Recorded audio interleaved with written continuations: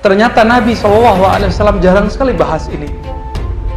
Dakwah Nabi itu nggak, kalau ketemu orang terus langsung identifikasi ini wajah ahli bid'ah, nggak ada. Ya, Nabi kalau ketemu bukan itu yang beliau lakukan. Apa kata beliau? Sebaik-baik muslim, sebaik-baik amal adalah engkau mengucapkan salam ala man arafta wa ala man lam ta'rif. Kepada orang yang kamu kenal, tidak kenal, kamu sama-sama membacakan salam kepadanya. Kenal atau tidak kenal. Maka orang-orang yang mulai identifikasi berdasarkan penampilan, wah ini kelompok gua nih, ya. Nah, ini kelompok aneh nih. Ini kayaknya beda paham nih. Apalagi mulai ada taklim-taklim yang mengajarkan jangan duduk bersama orang yang beda paham, beda kajian sama kita. Itu udah nggak pakai kolbu, itu. Udah nggak pakai kolbu.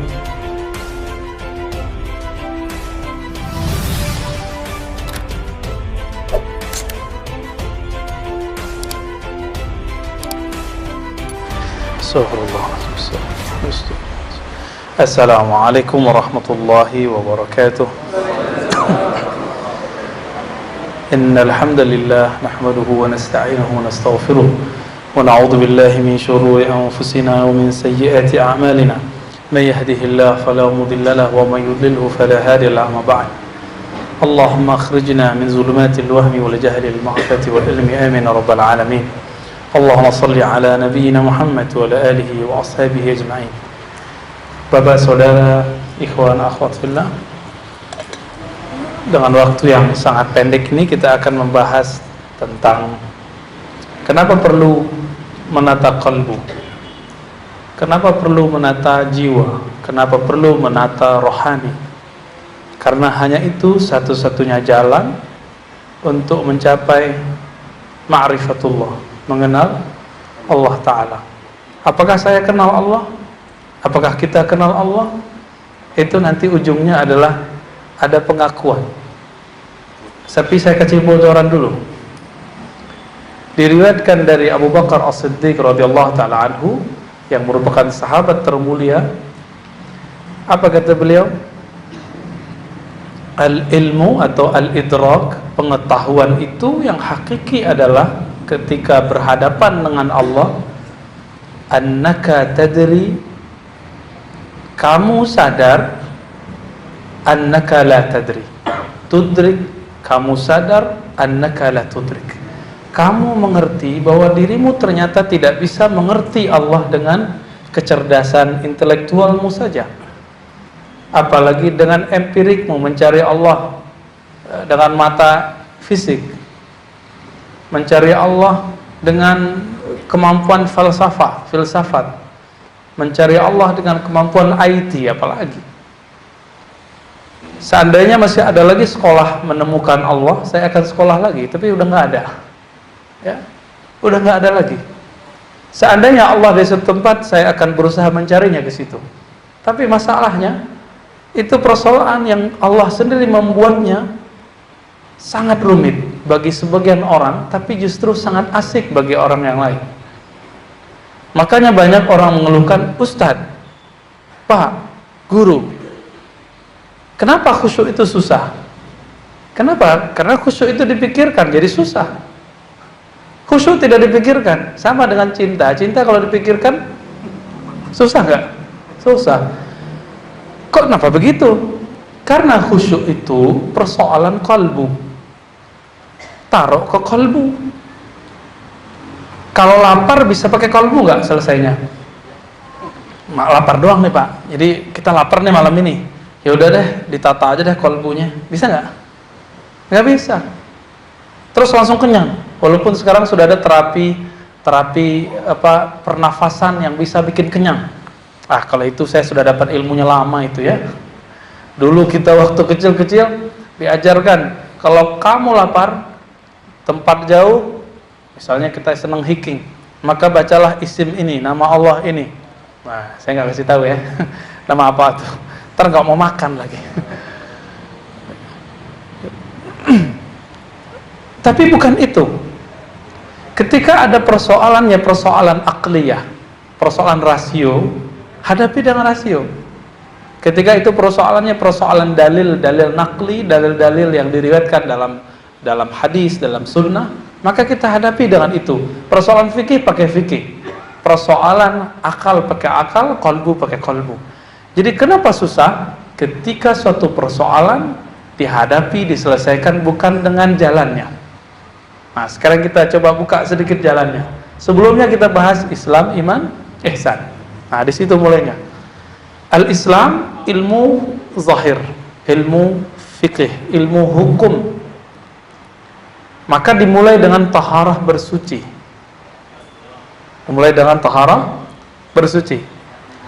Namun tidak dibahas dalam fikih itu kaifiyatul khusyu', bagaimana cara khusyuk, bagaimana kaifiyatu fi lazzati atau fi talazzuzi al-azkar, ya.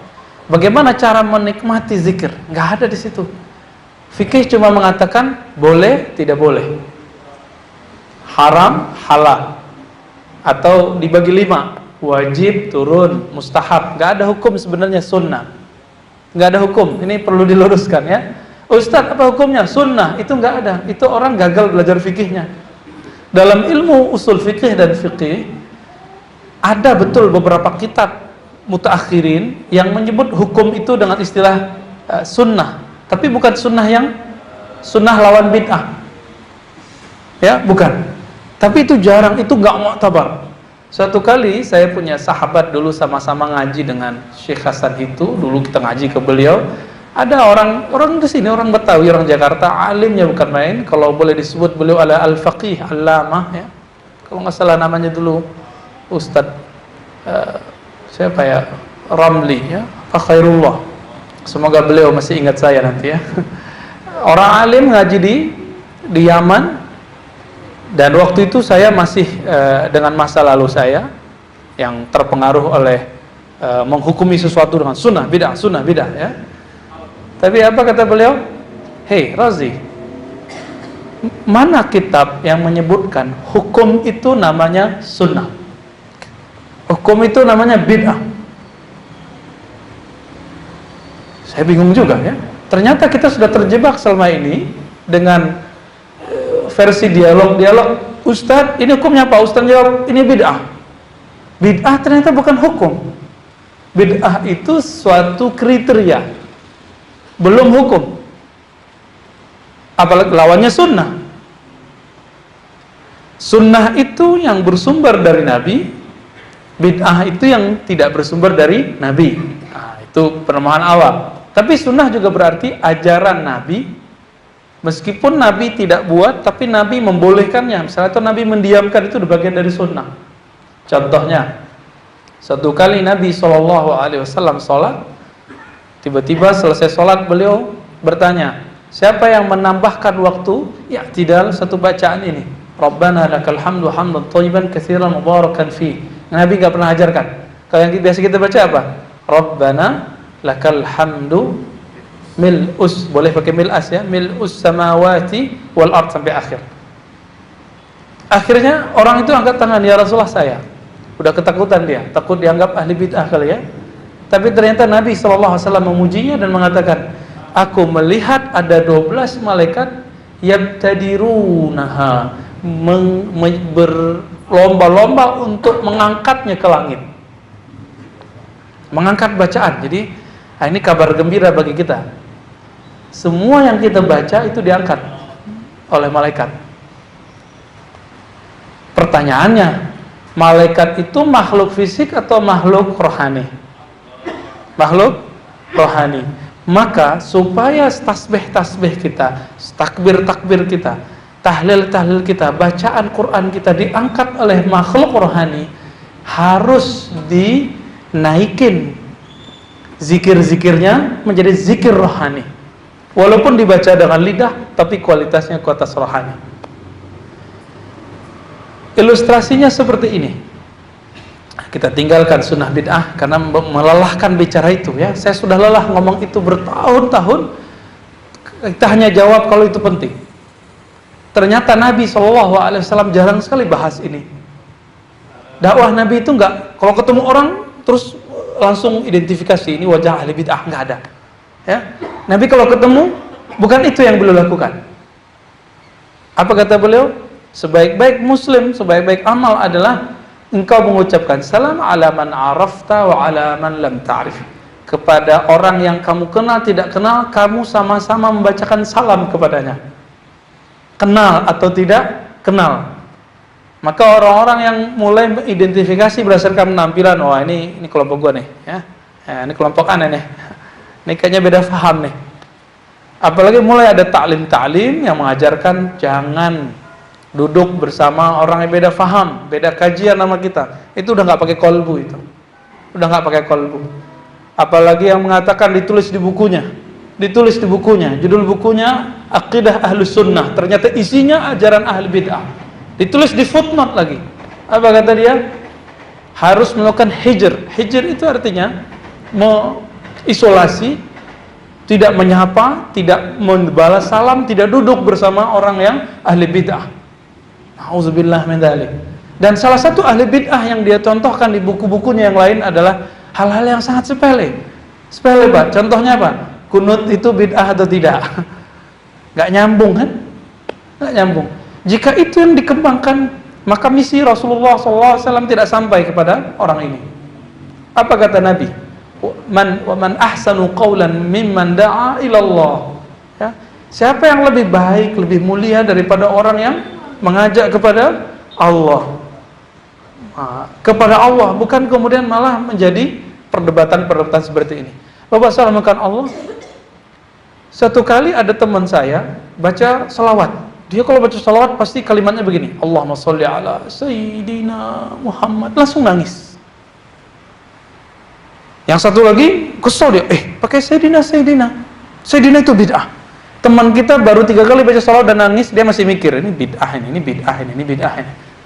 Coba lihat, 2 orang beramal, satu pakai kolbu, satu pakai pikiran. Hasilnya beda. Yang pertama, Allahumma sholli ala Sayyidina Muhammad. Ya Allah, sampaikan salamku, salam rinduku kepada kekasihku Nabi Muhammad sallallahu alaihi wasallam. Itulah salawatnya para sahabat. Abu Hurairah menyebut Nabi dengan sebutan Khalili. Khalili artinya kekasihku, my love. Kita nggak tahu apakah beliau memanggil istrinya Khalili, Khalilati, kita nggak tahu. Tapi yang kita dapatkan riwayatnya, beliau ketika hendak makan pun ingat Nabi. Apa kata beliau? Ma'akala Khalili. Kekasihku Muhammad SAW tidak pernah makan ini, tapi aku makan ini. Nabi sudah wafat, tapi masih hidup di kolbunya.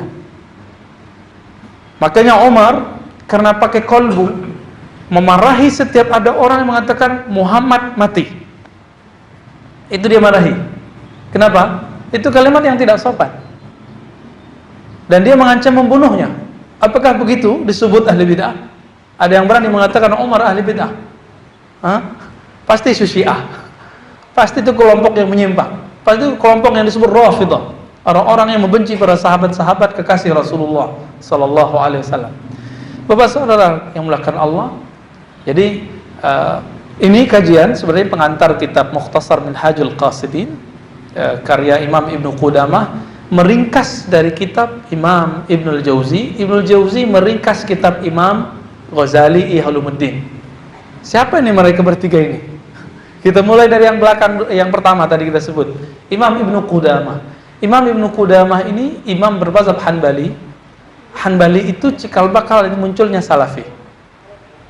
Jadi ternyata masa lalu Salafi itu punya tokoh sufi, ahli hadis. Siapa dia? Ibnu Qudamah.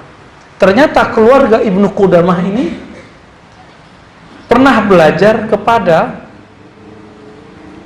Imam Abdul Qadir Jilani. Ibnu Qudamah yang pengarang kitab Al-Mughni, ya. Misalnya, ini beda orang ini ya. Ibnu Qudamah yang ini dengan yang itu. Beliau bersama dengan Imam Ibnul Jauzi ngaji kepada Al-Imam Abdul Qadir Jilani. Siapa itu? Pendiri Thariqah Qadiriyah. Ya? Thariqah Qadiriyah. Berapa hari mereka ngaji? Cuma 40 hari, ternyata Imam Abdul Qadir Jilani wafat. 2 imam ini, imam Salafi, imam Ahlus Sunnah, imam Ahli Hadis. ternyata belajar kepada seorang pendiri thariqah sufiyah. Orang ini berdua punya muridnya itu adalah gurunya syekh yang bergelar Syekhul Islam Ibnu Taimiyah. Makanya Ibnu Taimiyah tidak anti dengan apa yang disebut dengan tasawuf, tarekat. Itu dia nggak anti. Dia cuma anti jika tasawufnya itu bertentangan dengan akidah Ahlus Sunnah, versi dia. Karena akidah Ahlus Sunnah itu manhajnya ada beberapa. Dia membangun sebuah inovasi baru, membantah kajian sifat 20, Allah wujud qidam baqa. Dia buat metode baru namanya at-tauhid as-salasah, ya, usulus salasah. 3 tauhid, rububiyah, asma wa sifat. Itu gak pernah ada di zaman sebelumnya secara manhaj, secara materialnya gak ada. Baru yang membuat Ibnu Taimiyah, melahirkannya. Namun secara maknawi, istiqra'i, kata mereka ini mungkin ada, wallahu alam, ya. Nanti kita bahas di waktu yang luas insyaallah. Makanya Ibnu Taimiyah yang bergelar Syekhul Islam tidak pernah anti tarekat sufi. Ini perlu digarisbawahi. Bahkan beliau pengamalnya. Imam As-Safadi, salah satu pengikut Ibnu Taimiyah, tapi juga sufi, mu'arrikh, muhaddis. Jadi orang itu dulu multi talent. Beliau menghikayatkan suatu kali Imam Ibnu Taimiyah setelah sholat subuh menunggu syuruk, beliau membaca Al-Fatihah 40 marrah, 40 kali. Pertanyaannya, sebelum kita nanya ke Imam Safadi, Nabi pernah ngamalin itu enggak? Enggak atau enggak tahu? Beda loh ya. Sahabat pernah ada riwayat begitu enggak? Ya, maksurat. Maksurat itu kan kumpulan imam. Syekh Hasan Al-Banna, Habib Abdullah Al-Haddad, Abdurrahman bin Umar Al-Attas misalnya, siapa lagi, ada Hizb Bahar, itu kumpulan imam. Pertanyaan saya, jika ada seorang imam meramu suatu amalan dari Quran dan Sunnah, itu bid'ah nggak? Kalau kita mikirnya di sana, si pengamal sudah larut baca Al-Fatihah, kita masih bingung, ini apa lagi yang diamalin ya? Kemudian Ibnu Taimiyah ditanya, kenapa engkau membaca Al-Fatihah 40 kali? Apa jawaban beliau? Supaya Allah membukakan kepadaku pemahaman tentang suatu ayat yang aku buntu membacanya. Likay yaftahallahu li, supaya Allah mau berikan aku futuh. Futuh itu semacam penyingkapan rohani, penyingkapan intelektual, supaya bisa memahami ayat-ayat yang rumit. Kalau bahasa orang sini kali tawasul ya, tapi tawasul versi orang NU kayaknya beda deh dengan tawasul versi Ibnu Taimiyah. Tawasul orang NU itu kan lengkap, mulai dari ila hadrati itu sebenarnya bukan tawasul ya. Kirim Fatihah ke seseorang itu bukan tawasul, itu namanya ihda'us shawab, mengirim Fatihah, ngirim ayat, ngirim bacaan. Itu beda bab. Ibnu Taimiyah tidak menolaknya, Ibnu Taimiyah mempercayainya. Yang ingin memahami ini dengan baik, baca, ini sering saya sarankan di mana-mana, kitab Ar-Ruh karya Imam Ibnu Qayyim, sudah diterjemahkan di bab tentang apakah amal orang hidup sampai kepada orang mati, dari bacaan, perbuatan, dan sedekah harta, bahkan haji, umrah, sampai ke orang mati. Beliau mengatakan sampai, bukan boleh lagi, sampai. Siapa yang ngomong? Ibnu Qayyim, gelarnya Syekhul Islam, ya. Ini perlu diketahui sebenarnya. Jadi Imam Ibnu Qayyim, Imam Ibnu Taimiyah ini nggak seperti yang kita bayangkan. Teksnya jelas, teksnya Majmu' Fatawa ini sekarang kan lagi ramai, ya. Orang mengklaim bahwa Ibnu Taimiyah begini-begini, ternyata enggak. Teksnya banyak yang menyebutkan yang berbeda dengan apa yang kita kira. Ibnu Taimiyah ini berguru kepada gurunya ini beberapa, ya, dan merupakan murid-murid dari Ibnu Qudamah dan Ibnu Jauzi. Ibnu Jauzi berguru kepada Abdul Qadir Jilani. Maka jangan heran orang seperti Ibnu Taimiyah, Imam Salafi, beda dengan, mohon maaf, Salafi hari ini. Beliau suka wirid. Habis sholat duduk dulu, bukan langsung terbang gitu ya. Yang meriwayatkan siapa? Muridnya Imam Safadi. Ini lucu ya, ngambil saf depan, set. Di belakang imam lagi, ya. Habis itu imam baru doa, dia pergi. Sopan gak tuh? Kita uji seberapa banyak kamu ikut salaf. Ya. Syekh bin Baz, guru dari guru saya, itu menulis buku tentang adab-adab sholat. Nyampe di bab Jumat, bab jamaah. Apa kata beliau? Kalau orang sudah ngumpul banyak, jangan coba-coba kamu buruk adab. Apa buruk adabnya? Melangkahi riqaban nas. Oh, dicari lihat, wah ada yang kosong nih, cari. Adab lebih tinggi daripada cuma ngejar pahala sunnah. Adab itu wajib. Akhlak. Apa kata Nabi? Orang masuk surga bukan karena dia masuk saf 1 atau 2. Kata Nabi SAW, aksaru, ya, kebanyakan orang masuk surga. Apa? Karena al-khuluq, husnul khuluq. Hadis ini sahih Muslim. Karena bagus akhlaknya. Maka dakwah-dakwah kita mesti marah ke sana. Ini yang kita sebut menata kalbu. Nah, Imam Ibnu Taimiyah itu sebenarnya dia sedang menata kalbunya, cuma mungkin belum ketemu guru yang pas. Tapi Imam Ibnu Rajab Al-Hambali mengatakan ketika dia masuk penjara bagian-bagian akhir hayatnya, lalu ada Ibnu Qayyim, mereka kemudian hanya sibuk zikir, salat, zikir, salat, zikir Quran. Bahkan Ibnu Taimiyah disebutkan khatam Al-Quran itu lebih dari 70 kali dalam salatnya. Itu semuanya dalam salat. Salat yang ini khatam, salat ini khatam gitu. Makanya menjadi seorang yang dekat kepada ahli qalbu. Ternyata di tahun sebelum 709 beliau pernah bertemu imam ahli qalbu bernama Ibnu Athaillah As-Sakandari, dan mereka sepakat tentang tasawuf tapi tidak sepakat mengenai beberapa amalan tarekat. Itu beda. Bisa bedain? Sepakat mengenai tasawuf, ilmu qalbu, tapi tidak sepakat mengenai beberapa amalan tarekat. Kenapa? Beberapa amalan tarekat itu kadang-kadang bertentangan dengan ilmu fikih. Beberapa, contoh, beberapa tarekat di negeri kita ada sholatnya macam-macam. Ahli fikih gerah dengan itu. Sholat Lailatul Qadar, ya. Sholat apa lagi? Sholat birrul walidain. Tapi itu kemudian sudah diperjelas oleh ada ulama muda, tapi di atas saya umurnya dan ilmunya di atas saya juga, yang baru tamat dari Al-Azhar, Dr. Luqman Al-Hakim, ya, yang dari Lombok itu. Silakan belajar ke beliau. Beliau ahli hadis, juga mengerti fikih dengan sangat baik. Pemahaman Syafi'iyahnya sudah sangat matang dan nulis sekitar 500 khamsumiyah salat dalam mazhab Syafi'i. Jadi ternyata dibuka semua kitab-kitab hadis dan kitab-kitab fikih, ketemu sekitar berapa? 500. Jangan-jangan salat birrul walidain ada di situ. Namun itu mazhab Syafi'i. Kok bisa beda dengan yang lain? Ya, ternyata Pak Saudara makan Allah, aliran-aliran pengamal qalbu ini juga ada mazhab-mazhabnya. Kita sebut, jika di fikih disebut mazhab, dalam ilmu qalbu disebut tariqah. Ya, disebut tariqah. Ada yang jadi masalah di kalangan mereka. Mereka ini karena tidak semuanya ahli hadis, ahli tariqah itu, ahli tasawuf itu. Kadang-kadang menggunakan hadis-hadis tidak sahih untuk menunjang ilmu qalbu.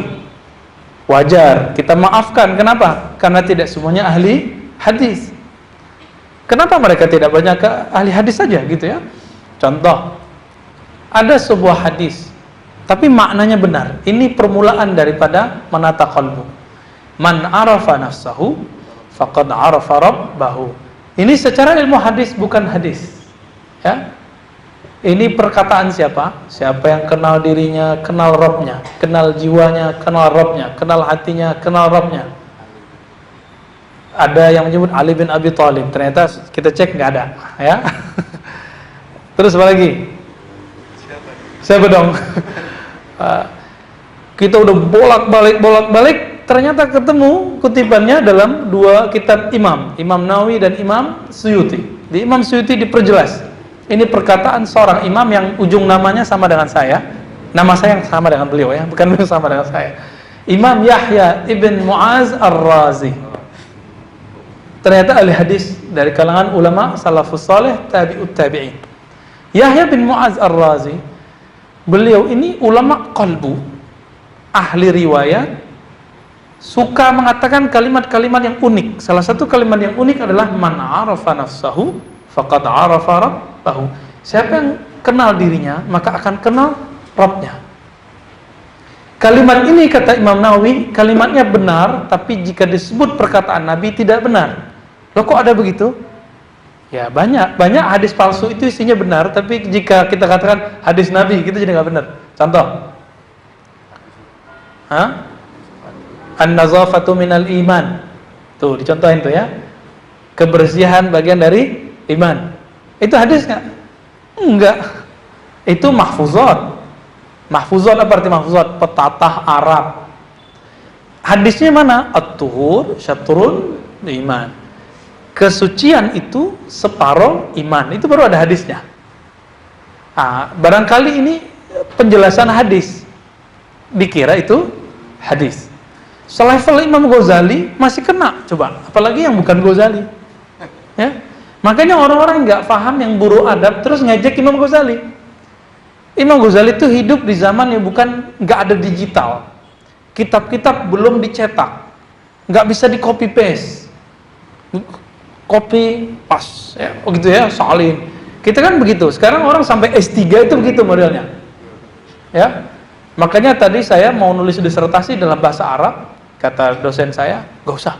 Karena kalau pakai bahasa Arab bahaya. Gampang mencapel, Pak. Sekarang sudah banyak aplikasi dalam bahasa Arab, tinggal copy. Maka kalau ada orang yang disertasi Arabnya tebel, kita curiga. Copy paste itu, ya. Tapi nggak selalu ya. Imam seperti Imam Ghazali bisa keliru, tapi jangan salah, dia sudah mengkoleksi puluhan ribu hadis dan wafat Sahih Bukhari di dadanya. Ya. Saya kalau ada orang nanya hadis, apakah saya tahu langsung hadisnya? Walaupun sudah lebih dari 10 tahun mengkaji hadis sampai hari ini, tetap ada hadis yang saya nggak tahu. Kenapa?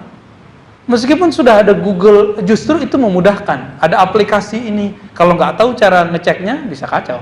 Imam Ghazali hidup di zaman yang nggak ada itu, bisa ngumpulin hadis 10 ribuan. Yang ditulis di Ihya Ulumuddin sekitar 5.000, kurang dikit. Belum lagi kaul-kaul asar ulama, kalau dikumpulkan lebih dari 10.000. Nggak ada Google, nggak ada buku cetak, nggak ada komputer. Canggih nggak tuh orang? Lalu ketemu hadis palsu. Orang yang nggak paham, dia mengira Ghazali ini bego gitu. Ghazali ini jahil, Ghazali ini ahli bid'ah, suka hadis palsu, doyan nama hadis-hadis kazab. Apakah begitu? Enggak, ya, enggak begitu. Yang ngomong itu ternyata bisa dipastikan dia belum selesai baca Sahih Bukhari. Biasanya, jarang ya, 1-2 paling. Apalagi baca Ihya Ulumuddin. Paling dia baca karya orang tentang Ihya Ulumuddin. Saya karena mendengar begitu langsung teliti bukunya, ketemu sekira 300-an hadis. Emang hadisnya palsu. Kalau hadisnya ada 5.000, buang 3.000, jadi berapa? 4.700 masih bisa dipakai. Sahih, Hasan dan Dhaif masih bisa dipakai. Yang palsunya buang. Ya. Kenapa kita nggak begitu? Karena kita nggak baca, itu aja problemnya. Jadi siapa yang coba-coba ngejek Imam Ghazali berhadapan sama kita? Ya.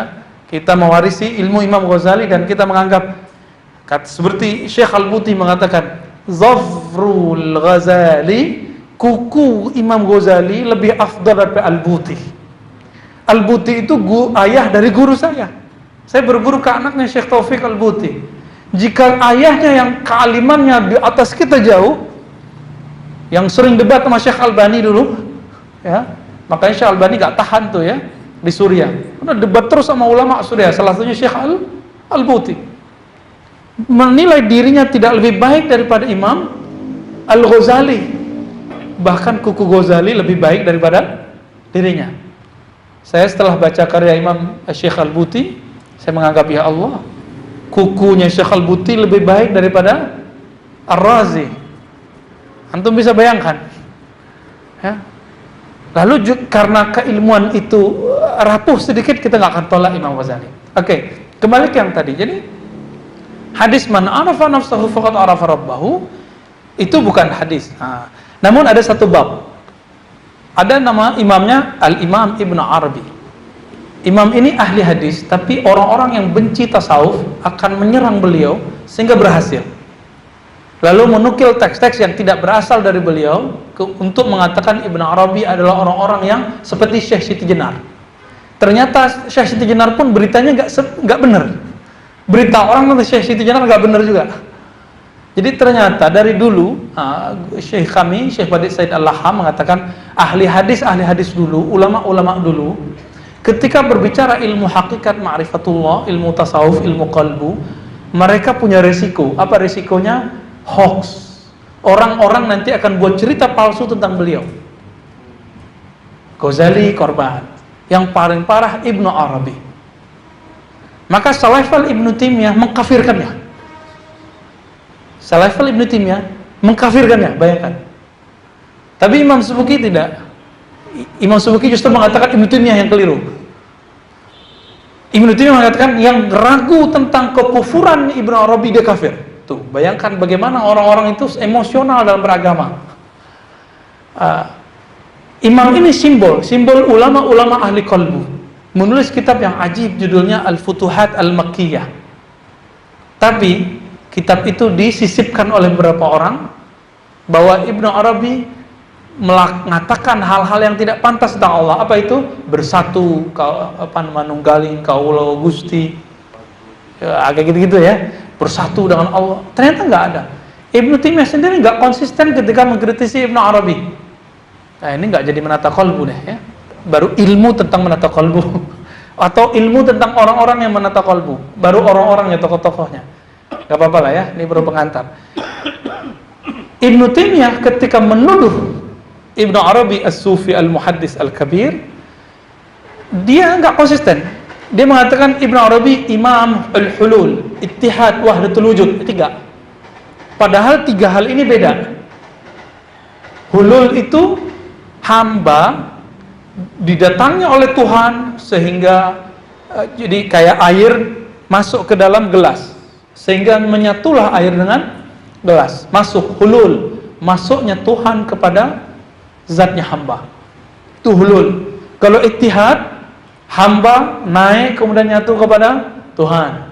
Kalau wahdatul wujud, tidak ada hamba, tidak ada Tuhan. Yang ada cuma Allah. Tiada dia, tiada kamu, tiada aku. Yang ada cuma dia. Maka aku adalah dia. Tuh kacau lagi kan? Saya udah cek, satu pun tidak ada teks Imam Ibnu Arabi di Futuhat Makkiyah, ada 9 jilid yang menyebut tentang ajaran itu. Justru beliau anti dengan itu. Apa kata beliau? Man qala bil hulul fadinuhu ma'lul. Yang mengatakan bersatu hamba dengan Tuhan, dengan Allah, agamanya ma'lul. Apa arti ma'lul? Cacat. Dan itu nggak bisa disembuhkan. Ini yang kita sebut kebatinan. Orang-orang kebatinan itu susah nyembuhinnya. Ciri-ciri ngajinya sama, dia kajiannya dimulai dengan kajian diri juga, tapi banyakkan pertanyaannya ya, ini itu. Mereka mengira dengan begitu sudah jadi waliullah. Satu kali terjadi dialog saya dengan seseorang yang dia membuat filosofi namanya rukun 13. Bukan rukun 13 sholat. Apa kata dia? Kau faham ini, kau jadi wali. Ya, pas saya cek, ini aku udah tahu dari dulu. Berarti aku udah jadi wali dari dulu. Enggak jadi wali, paling jadi wali murid. Cuma paham di akal, nggak jadi wali. Kewalian itu makom qalbu, bukan makom akal ya. Bapak saudara makan Allah, Imam Ibnu Arabi ini bermimpi dalam Futuhat Makkiyah, dia mengatakan aku bermimpi ketemu Nabi sallallahu alaihi wasallam. Nah, mimpi ini ternyata di hadis Muslim dikatakan, hadis Sahih Muslim, sisa-sisa kabar gembira, hiburan nubuat dari Nabi. Apa? Ar-ru'ya as-salihah. Mimpi yang indah. Mimpi yang paling indah adalah bertemu Rasulullah. Dan Nabi mengatakan, hadis Sahih Bukhari, Muslim, Tirmizi dan banyak sekali, man ra'ani fil manam faqad ra'ani. Yang mimpi ketemu aku dalam tidurnya betul-betul melihatku. Ibnu Arabi sadar dia, ini mimpi pasti benar. Maka di dalam mimpinya dia bertanya kepada Rasulullah, ya Rasulullah, saya belajar hadis dan orang-orang ahli hadis sekitar saya mengatakan, man arafa nafsahu faqad arafa rabbahu. Siapa kenal dirinya, kenal Rabbnya. Itu bukan perkataan engkau. Benarkah begitu? Nah, ini metodenya agak aneh nih, unik kan? Dulu nggak ada Google soalnya ya. Jadi Google-nya Google Kolbu. Apa kata Nabi dalam mimpinya? Nah, itu perkataanku. Lalu dia bangun. Secara ilmu hadis tetap itu bukan hadis Nabi. Man arafa nafsahu bukan arafahu, bukan hadis Nabi. Tapi Ibnu Arabi punya adab kepada Rasulullah. Apa adabnya? Dia setelah mendengar Nabi dan Nabi mengatakan, siapa yang melihatku dalam mimpi, dia betul-betul melihatku. Ra'al haq, dia melihat kebenaran. Maka setiap kali dia nulis man arafa nafsahu, dia tulis qala Rasulullah. Itu sama dengan bedanya, dia sayangnya cuma menyebutkan di satu tempat. Beda dengan Al-Baihaqi. Imam Al-Baihaqi dalam kitab Syu'abul Iman, ketika membahas hadis-hadis yang ditemukan dalam mimpi, dia menyebutkan, berkata fulan, ra'aitun nabiyya SAW fil manam, aku bertemu Nabi dalam tidur, berkata. Itu kita sebut hadis manamiyah, hadis-hadis mimpi. Hadis-hadis mimpi bukanlah hadis yang kita maksud dalam ilmu hadis. Jadi nggak boleh dijadikan dalil. Kalau ada orang punya pengalaman itu cukup adab dia. Tapi itulah musibah kemudian kepada Ibnu Arabi, sehingga orang mengira dia tidak ahli hadis.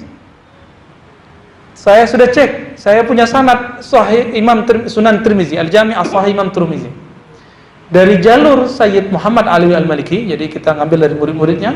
Sayyid Muhammad Ali Al-Maliki dalam kitab At-Tali' As-Sa'id menulis dalam sanadnya dari jalur Imam Ibnu Arabi, ahli hadis ternyata. Nyampe ke Imam Tirmizi, nyampe kepada Rasulullah sallallahu alaihi wasallam. Saya khawatir orang-orang yang sekarang mengatakan Ibnu Arabi ini kafir, zindik, sufi. Tiadalah sufi kecuali zindik. Itu kan ada kan yang ngomong gitu? Tahu nggak siapa orangnya? Cari tahu ya. Tiadalah tasawuf kecuali kezindikan. Dia ngomong begitu. Tiadalah sufi kecuali dia seorang yang zindik. Dan kayaknya dia bahagia ngomong gitu. Orang-orang ini bahagia setiap kali mengatakan kalimat-kalimat kebencian di lidahnya. Kebahagiaannya adalah ketika ketemu yang busuk-busuk itu. Zindik itu kalimat kebusukan. Bedanya kalau busuk di hidung, baunya ada. Kalau busuk di lidah, didengar gak enak. Enak gak ngomong orang zindik, sesat? Kita enak gak? Gak enak. Tapi dia ngomong begitu. Dan dijadikan itu di atas mimbar-mimbar yang suci. Ya, saya khawatir orang itu nggak punya silsilah keilmuan kepada Rasulullah seperti Imam Ibnu Arabi. Bapak saudara makan Allah. Jadi ahli-ahli qalbu dulu itu mereka ahli zikir, ahli fikir, ahli hadis. Maka dulu disebut al-muhaddis as-sufi. Ya, al-muhaddis ahli hadis lagi sufi, juga seorang sufi. Siapa lagi? Imam Ibnu Asakir, Imam As-Subki. Banyak sekali ya. Terlepas dari itu, apa kata mereka? Ini penutup kajian kita. Man arafa nafsahu faqad arafa rabbahu. Siapa yang kenal Rabb dirinya, maka kenal Rabbnya. Jadi, kalau kita mau kenal Allah lewat buku, itu cuma ada teori falsafah, teori-teori. Mau itu sifat 20, mau itu pakai tauhid yang 3, sama. Itu semua teori. Kalau masih berteori memikirkan Allah, saya jamin lelah, capek. Apalagi kalau sudah meyakini di mana Allah. Ya salam, kamu akan capek sampai akhir hayatmu.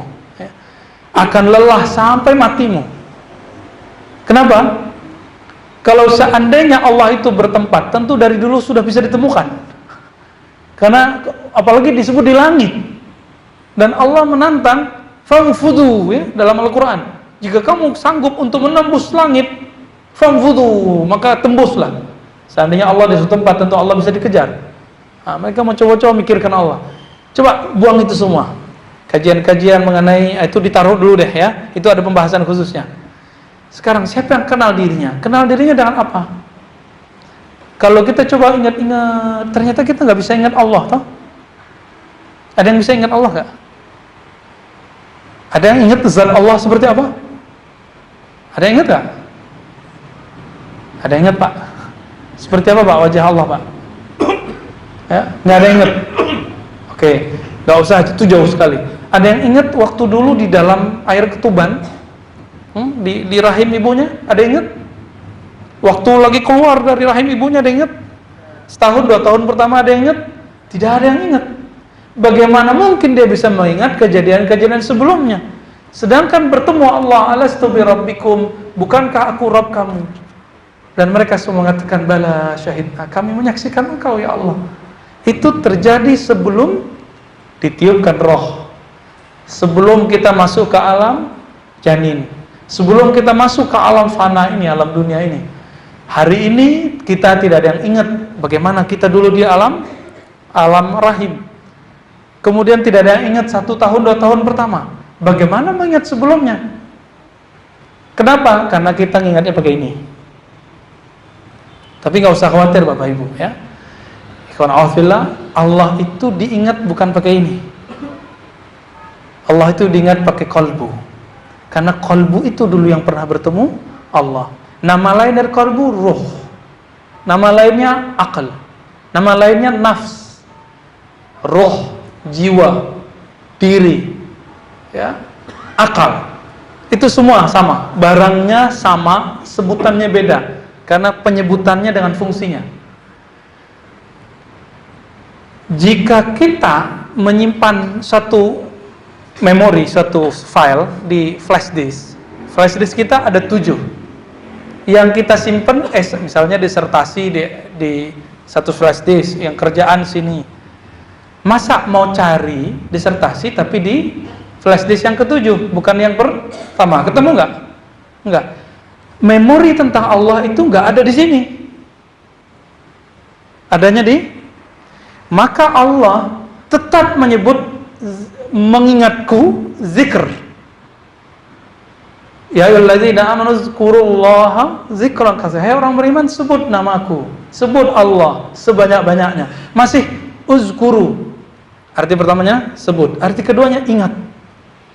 Kita sudah sepakat tadi, Allah nggak bisa diingat pakai memori yang ada di sini, tapi memori qalbiyah, ruhiyah, aqliyah, nafsiyah bisa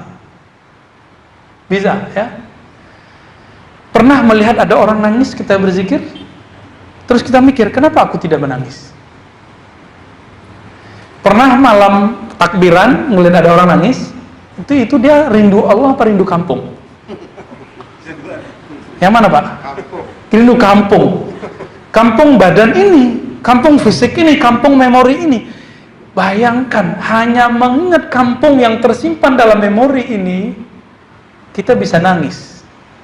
Bagaimana jika orang itu ingat memori dia bertemu Allah yang tersimpan di rohnya, di jiwanya?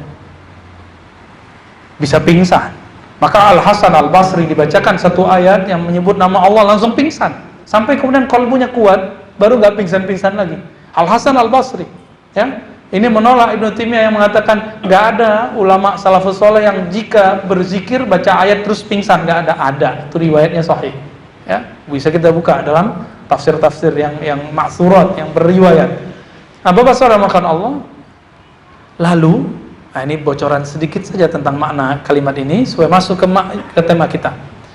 Siapa yang mengenal dirinya yang mana? Bukan diri yang fisik, bukan diri yang bergelar-gelar itu, bukan diri yang sudah keriput sebagian ya, yang dulunya kecil, gede, sekarang sudah mulai beruban, sekarang sudah mulai ringkih. Bukan itu, bukan mengenal tubuh yang itu, yang dulu nggak punya jenggot sekarang berjenggot. Bukan tubuh yang itu, tapi mengenal diri yang qalbiyah, yang rohaniyah.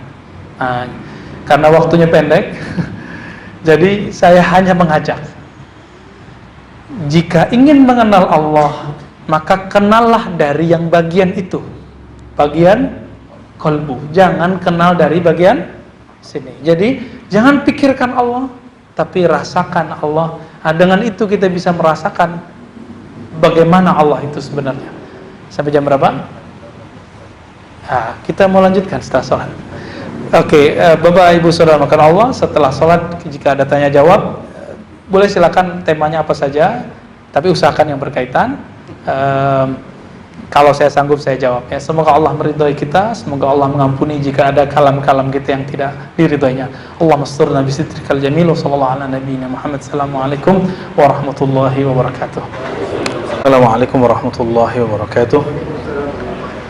Alhamdulillah wassalatu wassalamu ala Rasulillah. Alhamdulillahirabbil alamin hamdan yuwafi ni'amahu yukafi'u mazidah.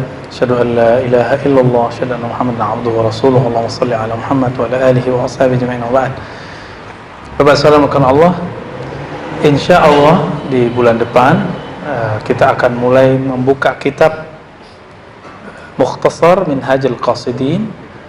Mukhtasar artinya ringkasan terhadap kitab yang merupakan juga ringkasan, namanya Minhajul Qasidin. Minhajul Qasidin itu boleh diartikan minhaj, tata cara atau manhaj atau sistem, metode qasidin, orang-orang yang berniat, yang punya maksud, punya kesadaran untuk mengenal Allah, mencapai keridhaan Allah. Itu ringkasan dari kitab Ihya Ulumuddin karya Imam Al-Ghazali, ya. Jadi siapa yang meringkas? Pertama Imam Ibnu Jauzi. Ibnu Jauzi ini mengkritik Ghazali tapi mengakui ilmu Imam Ghazali. Beliau imam ahli hadis palsu. Jadi kalau beliau sudah ngomong satu hadis ini palsu, kita percaya. Kecuali ada beberapa hadis yang kemudian sudah direvisi oleh beliau sendiri, ya. Kemudian diringkas lagi karena kitabnya masih agak tebal. Diringkas lagi oleh Imam Ibnu Qudamah yang merupakan imam yang bermazhab Hanbali, sama dengan Ibnu Jauzi, sedangkan Imam Ghazali Syafi'i. Jadi ternyata dalam mazhab rohani orang-orang itu bisa saja beda secara fikih, tapi rohaninya sama, satu frekuensi. Misalnya saya ketemu dengan teman saya bermazhab Maliki. Mazhab Maliki tidak menjaharkan basmalah dan tidak kunut subuh. Kalau berwudu, usap kepalanya semua.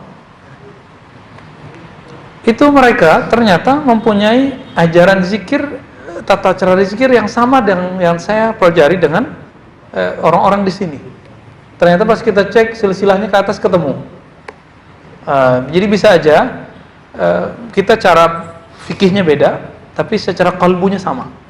Maka mazhab fikih tidak menentukan mazhab rohani. Cara beramal fikih tidak menentukan cara beramal rohani, ya.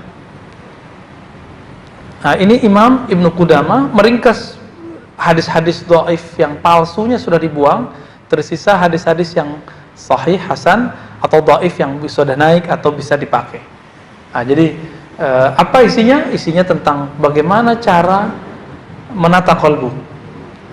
Misalnya kok saya kalau sholat merasa kayak dipandang orang, ya, bukan merasa dipandang oleh Allah. Nah, itu ada caranya nanti ngobatinnya. Ada di situ, di kitabnya, ya. Kemudian juga ada misalnya tata cara menghilangkan, kok saya ada teman yang dapat anugerah sesuatu, mungkin pangkatnya naik, dia dapat gaji naik, atau dia lebih terkenal dari saya, terus kok saya nggak seneng, ya. Ada perasaan nggak nyaman. Nah, itu bisa diobatin. Diobatinya bisa dengan, jadi ada tips-tipsnya beliau jelaskan, kemudian baru masuk ke amalan-amalan qalbunya, ya. Bahkan sebelumnya ada proses yang disebut diagnosa. Jadi mirip-mirip kayak kedokteran. Pertama dia diagnosa dulu, lalu dicari tahu ini yang mana, jenisnya penyakit yang mana. Nah, semuanya itu ada dalam kitab Mukhtasar Minhajul Qasidin. Teman-teman yang anti tasawuf menyebut kitab ini Tazkiyatun Nafs. Tapi wallahi demi Allah ini kitab tasawuf, ya. Jadi ternyata orang yang nggak mau mengistilahkan kitab tasawuf sama aja, cuma beda nama. Saya dialog dengan guru saya dulu, namanya Syekh Ahmad Darwis, ahli hadis, yang punya situs judulnya Allah.com, ya. Masih ada kayaknya, ya. Itu ahli hadis, berjajar ke Syekh Abdul Aziz Al-Ghumari. Saya pernah tinggal sekitar sebulanan dengan beliau, habis itu beliau pindah. Apa katanya? Wah, bertasawuf, bertarikat itu bikin orang takut dihujat orang. Jadi kamu gak usah ini dan segala macam. Kenapa? Kamu bertasawuf, bertarikat nanti dihujat orang. Nah, namun sekarang kita bersyukur dengan adanya Ustadz yang dari Riau itu, ya, Ustadz Uwas, dan beliau dengan gagah beraninya mengatakan saya bertarikat.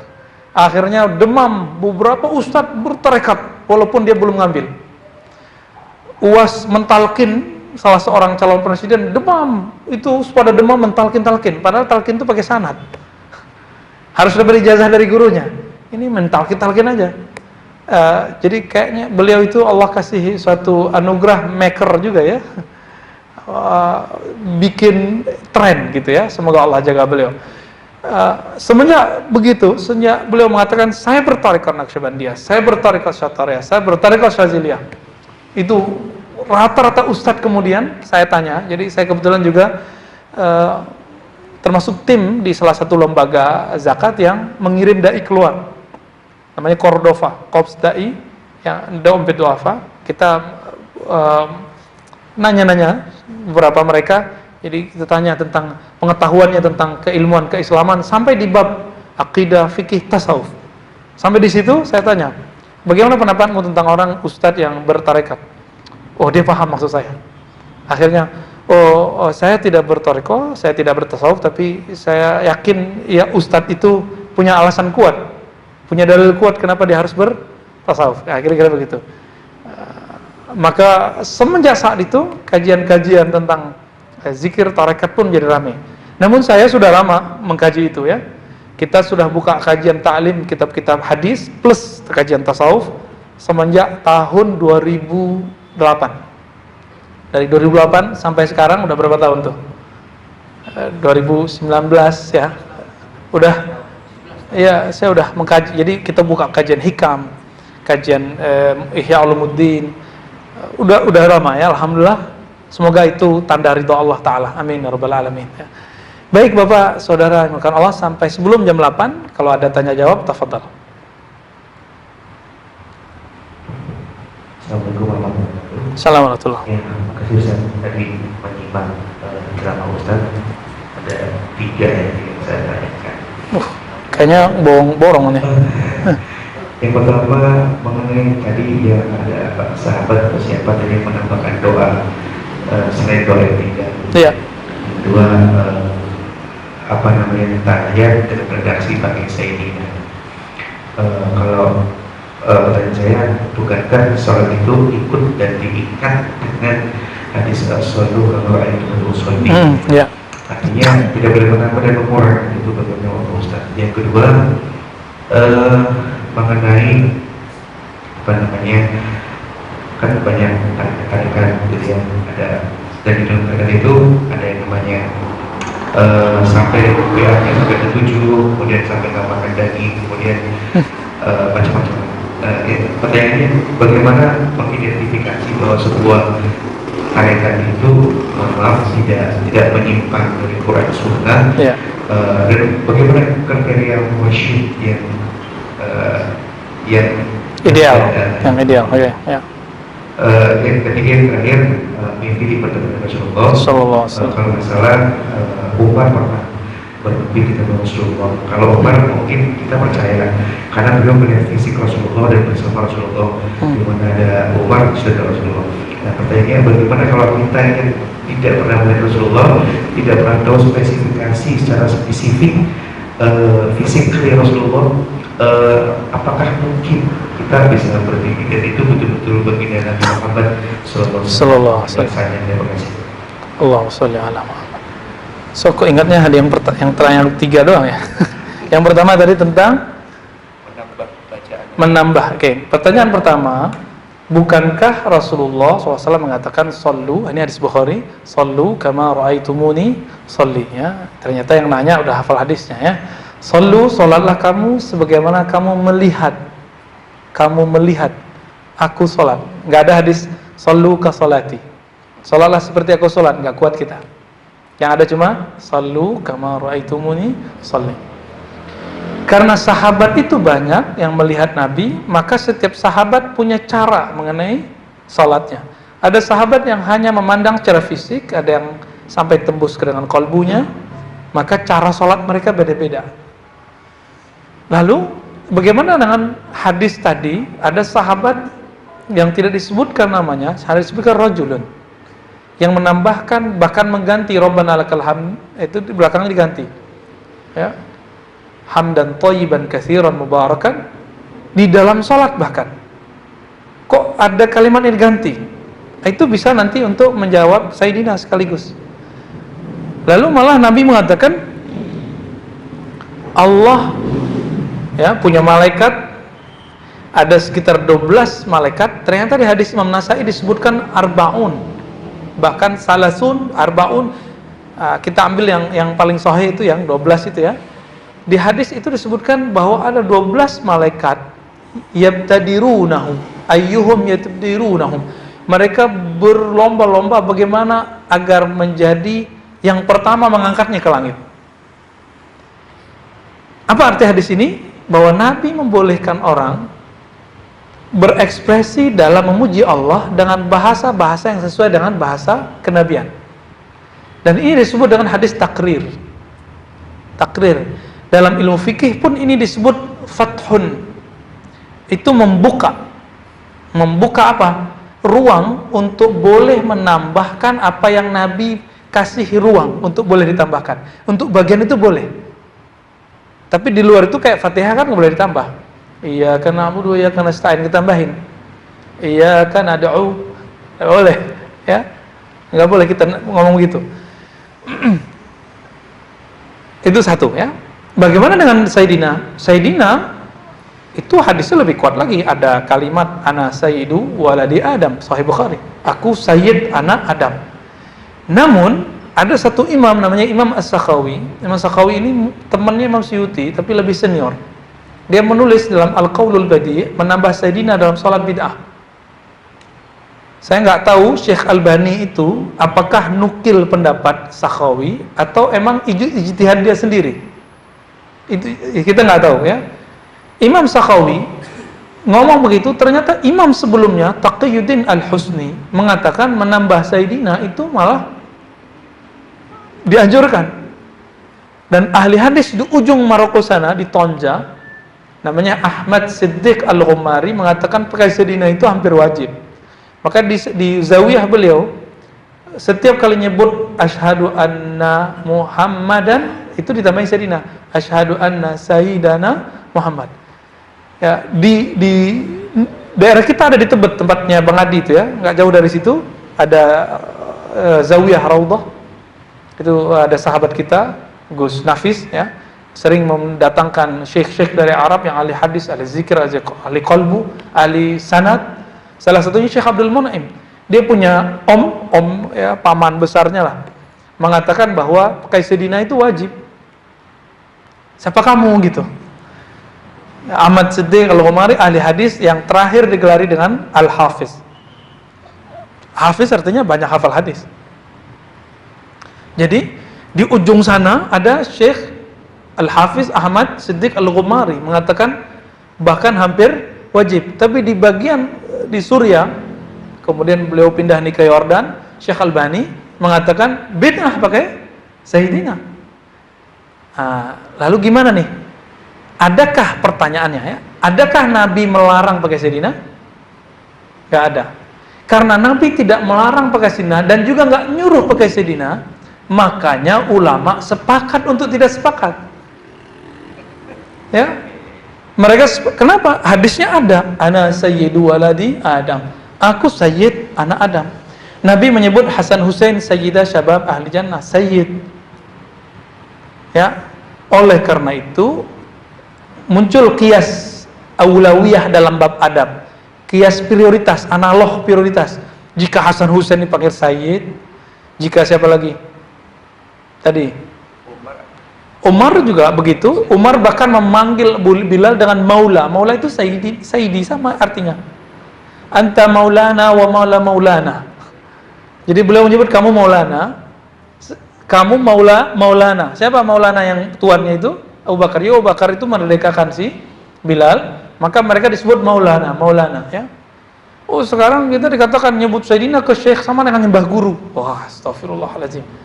Kita biasa manggil guru itu maulana, sidna, syekhna, sidi. Bahasa Indonesianya tuan guru. Tuan guru itu sama, tuan itu sayyid. Kalau orang kayak syekh-syekh di negeri ini dipanggil tuan guru, masa Rasulullah nggak dipanggil tuan? Oh, masalahnya nih dalam salat, sallu kama ra'aitumuni usolli. Kita cek. Emang Nabi ngomong Allahumma sholli ala Muhammad itu dalam salat? Enggak. Coba kita cek hadisnya pelan-pelan. Suatu kali Nabi didatangi oleh beberapa sahabat, dan sahabat ini bertanya, "Ya Rasulullah, kami sudah tahu kaifa nusallimu alaik. Kami ngerti gimana ngucapin salam kepada engkau. Assalamualaikum ya Rasulullah." Tuh. Tapi kami tidak tahu bagaimana kaifa nusalli alaik. Ini hadis Bukhari. Lalu Nabi mengatakan, "Qulu, bacalah oleh kalian, Allahumma shalli ala Muhammad wa ala ali Muhammad." Ada kalimat salatnya enggak di situ? Nggak ada. Maka orang yang mengatakan ini dalam sholat, itu ijtihad dia. Apa arti ijtihad? Itu kreasi dia dalam berpikir. Karena nggak ada kan, ini mesti dalam sholat bacanya, nggak ada. Yang memastikan wajib harus ikut ini, nama nambah itu bid'ah. Orang ini sudah membuat kebohongan atas nama Rasulullah, karena Rasulullah tidak pernah ngomong gitu. Dan saya yakin Syekh Albani nggak bermaksud begitu juga ya. Walaupun kita banyak beda dengan beliau. Saya yakin beliau nggak akan berbohong atas nama Rasulullah juga. Siapa sih yang mau berbohong atas nama Nabi? Mau orangnya ekstrim, mau orangnya agak sedikit toleransi, nggak mungkin, ya. Gitu, Pak ya. Saudara, kalau panggilan Sayyid itu kan memang di Arab, di Mekah itu kan udah biasa gitu ya. Enggak biasa juga. Kalau ulama ya, ke ulama ya. Enggak, soalnya memang seperti Abu Bakar juga dipanggil Sayyidina Umi gitu. Nah, tapi di dalam sholat itu kan tidak ada yang boleh diagungkan kecuali Allah SWT. Allahumma sholli ala, hati-hati ngomongnya. Oh, iya. Apa arti mengagungkan? Agung itu bahasa Arabnya apa? Yu'azzim. Antum buka kitab hadis, buka adabul muhaddis, adab talibul hadis. Nanti ketemu ada satu bab, satu nomor, ayyu'azzima syaikhahu. Apa terjemahannya? Mengagungkan gurunya. Itu ahli hadis mewajibkan kepada muridnya mengagungkan gurunya. Maka kita lihat Imam Bukhari dicium tangan dan kakinya oleh Muslim. Adapun pakai Sayyidi itu bukan bab. Jadi bedakan ta'zim dengan takdis, itu beda. Tapi ternyata takdis pun masih dipahami hampir mirip dengan ta'zim. Oke, terus apa ini? Satu mengagungkan, menghormati, satu mengkultuskan, itu beda. Pertanyaannya, coba tanya semua orang yang pakai sedina, apakah dia mengkultuskan Nabi Muhammad sebagai bayang-bayang Allah? Ada zat Allah dalam tubuhnya? Gak ada. Gak ada. Coba, apalagi kalau ada ustadz yang ngomong yang nambah Sayyidina berarti dia merendahkan Nabi. Coba antum pakai Sayyidina merendahkan Nabi? Justru mau? Ya, ternyata ustadz ini berfatwa tidak dengan ilmu usul fikih yang mumpuni. Gak, dengan ilmu usul fikih yang begini. Kalau nggak tahu, kenapa sih ngomong nggak tahu? Gitu. Akhirnya sekarang video itu masih ditonton, jadi antum bingung sampai sekarang, ya kan? Video itu masih ditonton, padahal dia sudah revisi di bulan depannya. Apa kata dia? Menambahkan sama dengan merendahkan Nabi. Allahu Akbar, Allahu Akbar, Allahu Akbar. Kalau nambahin Rabbana lakal hamdu hamdan thayyiban katsiran itu tidak bid'ah. Bagaimana nambahin Sayyidina? Dan menambahkan Sayyidina tidak ada bab takdis, itu cuma bab hurmah, menghormati. Oke, coba antum sebelum salawat kita baca apa? At-tahiyat, terus assalamu alayka, itu ta'zim bukan? Ta'zim. Kurang apa? Assalamu alayka ya ayuhan nabi. Nanti mazhab antum beda lagi nama Syekh Albani. Pakai assalamu alayka apa assalamu alayna? Atau assalamu ala nabi? Syekh Albani mengatakan salah pakai assalamu alayka. Yang benar assalamu ala nabi. Kenapa? Menurut dia Ibnu Mas'ud berkata, kami ketika Nabi wafat baca assalamu ala nabi. Kami. Maka dikembangkan oleh Syekh Albani mengatakan assalamu alayka ketika Nabi sudah wafat tidak boleh. Yang boleh pakai assalamu ala nabi karena sudah wafat. Ijtihad lagi, Nabi nggak pernah ngomong. Imam Syafi'i pakai hadis Ibnu Abbas, pakai hadis Abu Hurairah, semuanya pakai assalamu alayka, bukan assalamu ala nabi. Itu sudah ta'zim. Jadi mengtakzim, membesarkan, mengagungkan itu beda dengan mengkultuskan. Tambahan Sayyidina tidaklah mengkultuskan, tapi hanya oke. Nah, jadi untuk menjual ini, mohon maaf, ini babnya bab fikih. Hati-hati. Ini bab fikih. Ketika dibawa ke bab akidah, ini kan itu. Jadi kadang-kadang kita kejebak. Jangan-jangan yang antum pikirkan itu banyak dipikirkan orang. Ya. Banyak orang mengatakan pakai Sayyidina itu kan mengagungkan selain Allah. Masuk sudah barang tuh ya.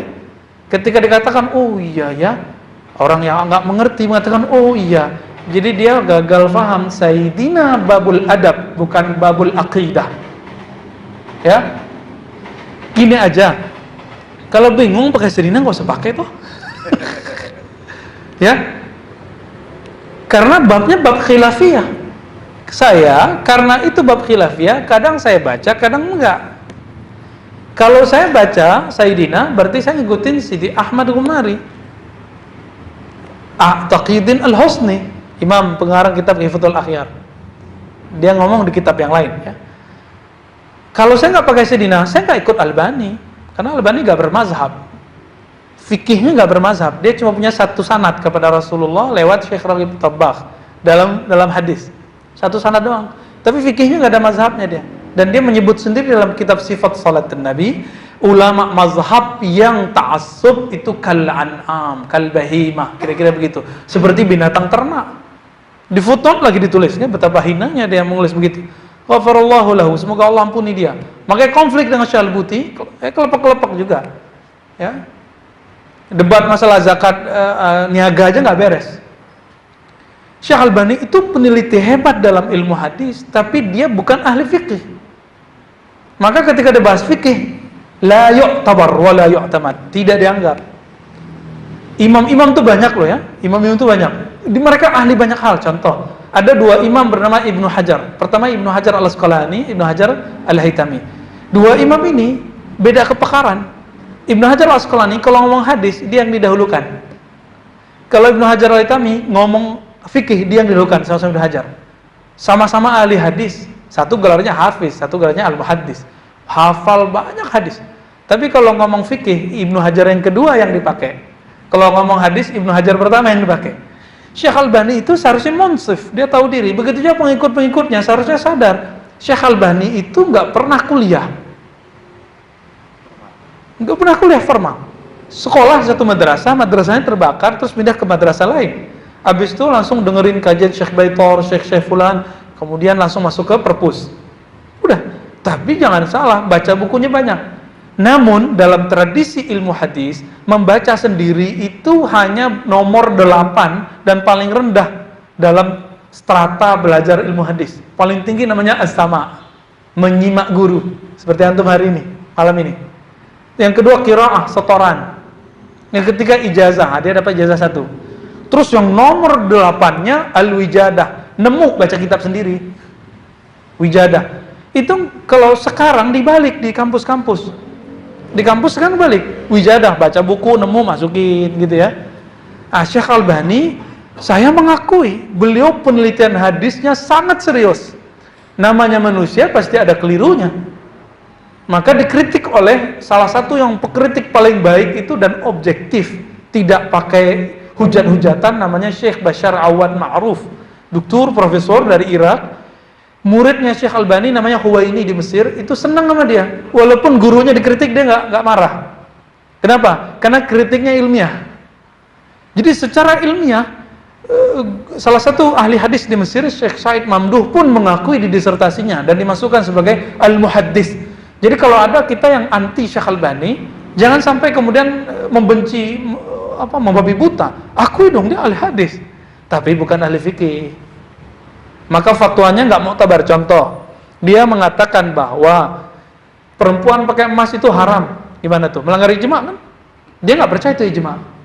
Tarawih lebih dari 11 itu bid'ah. Maka dia membid'ahkan ulama-ulama Masjidil Haram, Masjid Nabawi, sesama salafi padahal. Maka rame itu ya di tahun 80-an, kok seingat saya itu rame. Sebar rame itu. Jadi sahabat-sahabat melakukan Allah, pendapat orang itu sebatas pendapat dia, selesai gitu. Jangan termakan oleh nanti dibawa persoal fikih terus dibawakan ke persoalan akidah? Enggak nyambung. Gitu ya. Pertanyaan antum berat sekali ya. Ya, yang kedua apa? Oke, mimpi. Berkaitan dengan mimpi, kalau Umar mimpi, oke lah dia ketemu Nabi. Oke, sekarang kalau Imam Malik ketemu Nabi, antum percaya nggak? Imam Malik wafat tahun 179 dan nggak ketemu Nabi. Cuma ketemu Nafi' murid sahabat Nabi. Ibnu Umar baru ketemu Nabi. Jadi Nafi' aja belum ketemu Nabi, apalagi Malik.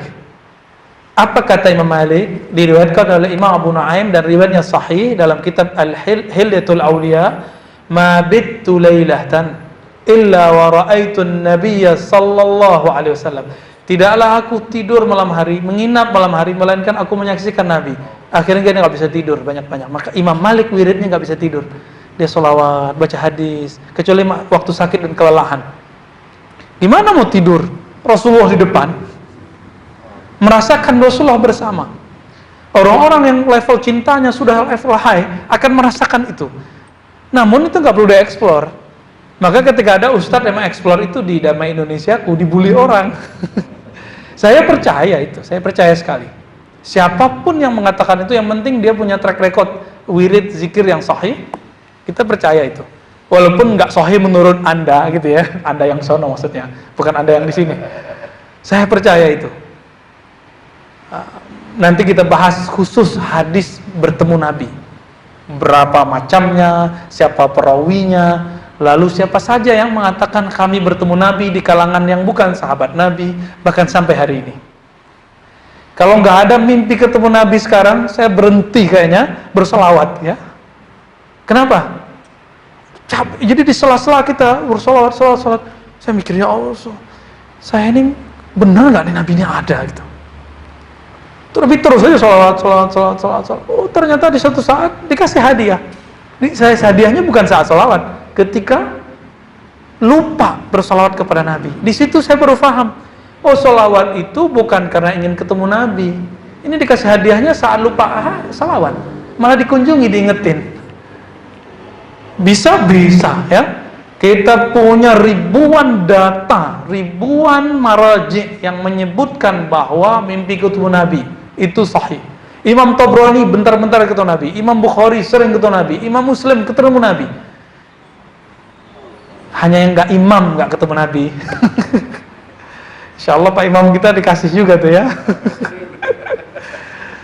Gitu, udah. Apa tadi yang terakhir? Oke, mursyid. Ya tadi. Tarekat ya. Tarekat dan mursyid. Ini perlu diketahui. Sebagaimana di mazhab fikih ada fanatisme sehingga ada bid'ah, maka dalam tarekat sufi juga ada fanatisme sehingga ada bid'ah.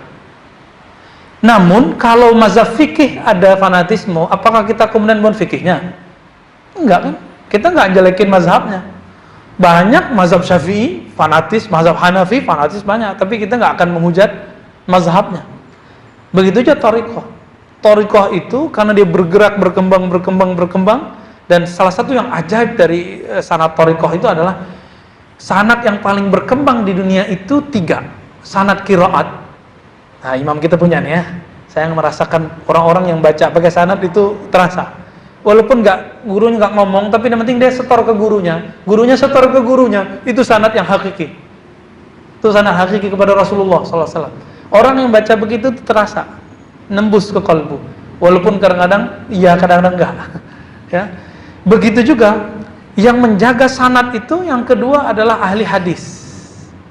Dan ketiga yang paling ajib sekali dan paling kental itu ahli tarekat sufi.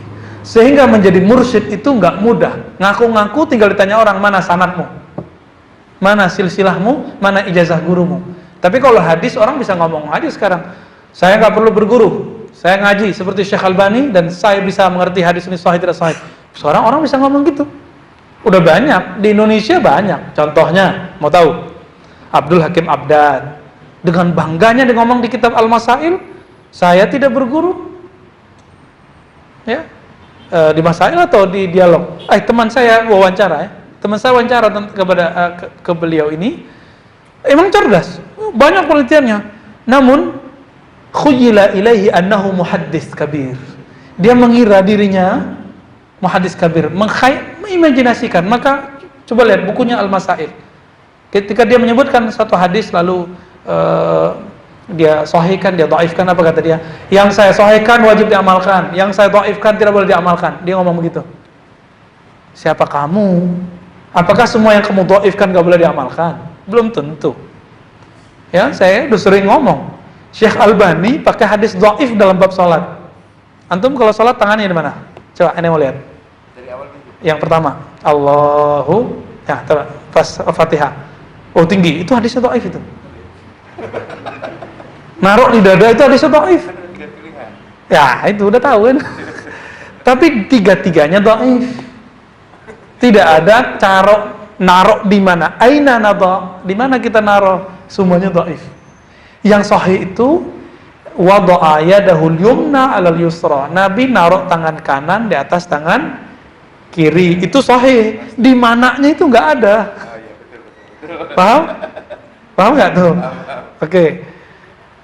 Ah, ini contoh aja. Sekarang orang akhirnya didaulat oleh teman-temannya atau murid-muridnya. Oh, ini muhaddis Albani As-Saghir. Oke, enggak apa-apa.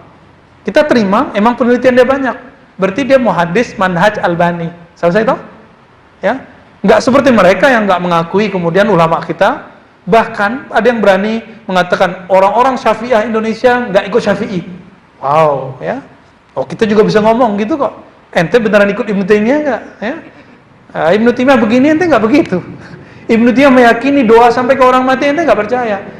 Zikir, bacaan, dihadiahkan ke orang mati sampai, ente bilang enggak nyampe. Kita nemukan.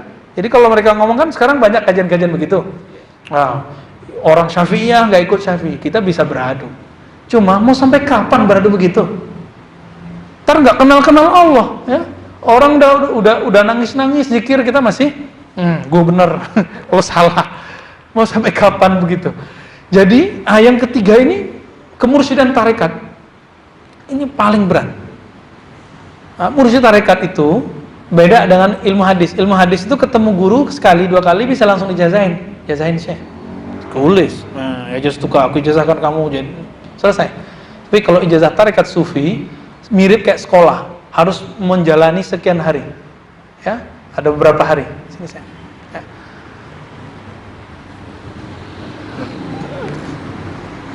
Maka saya ketika menemukan fenomena ini, saya kembali lagi ke jalan para ulama ahli hadis dan isnad untuk menyelamatkan dan melestarikan dan menjaga 3 sanad ini minimal. Ada lagi nanti di luar sanad fikih, sanad akidah, ya. Tapi minimal itu dulu. Sanadnya harus lengkap ya. Oh, lengkap. Jadi mursyid, gimana cari mursyid? Pastikan mursyidnya bersanad. Dapat ijazah kemursyidaan, kalau enggak, no. Tersesat nanti. Karena ngaku mursyid itu gampang, ya, pakai udel-udel, pakai gamis, tasbih kemana-mana, selesai. Ini bukan melarang bertasbih loh Pak ya. Nanti kita buat event-event pengijazahan tasbih berasal dari ulama salaf, Imam Al Hasan Al Basri, biar nggak malu pakai tasbih. Ya, ada hadisnya, ada bukan hadis Nabi, tapi hadis tabi'i disebut matbu, hadis maqtu, ya, hadis yang terhenti di sahabat namanya tabi'in namanya Al Hasan Al Basri. Nanti ya, insyaallah. Cukup, udah jam 8, udah warning nih. Semoga bermanfaat. Nanti insyaallah kitab syarah Mukhtasar Minhajul Qasidin itu sudah banyak terjemahannya. Saya berharap kalau ada yang punya, beli, nanti sama-sama kita buka. Nanti kita suapkan bagaimana cara memahaminya. Ya, kita suapin satu-satu gimana cara memahaminya, pelan-pelan. Udah ada ya, dan yang menerjemah uniknya itu teman-teman salafi. Maka kita bersyukur adanya salafi di Indonesia, banyak terjemahan buku-buku berkualitas ya. Namun ada juga yang kita harus waspadai. Wassalamualaikum warahmatullahi wabarakatuh. Waalaikumsalam. Terima kasih telah menonton video ini. Jangan lupa like dan subscribe. Wassalam.